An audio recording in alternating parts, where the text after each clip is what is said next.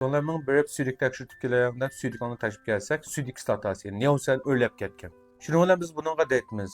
Bir kunda necha vaqt tayyor qilsa desam, bir kunda 2 vaqt, ish kelsa 3 vaqt qilarmi, bo'lmasa bir vaqtmi men deytgan odamlardan mushi kasal ko'p ko'riladi. Bu kasallikning o'zini biz tibobatda yellik bo'g'im yolligi. Bu ashu börekninki südik ochish jarayonida nevsenni, ya'ni südik statasi tuzuq suzamaganligi sababidan bu südik statasi qon tomir orqali qaysi a'zolarga bo'sh o'rin bo'lsa yoki qaysi a'zolarga ojiz bo'lsa shu o'ringa urilish olib shu a'zoni zaxmlantirib pichoqda qanday og'ritib qo'ydi.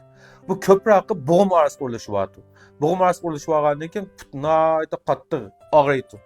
Buni g'arb tibobida tunfung deb ataymiz. Shamoldarash. Uyg'ur tibobida saqt revmatizm deb ataymiz.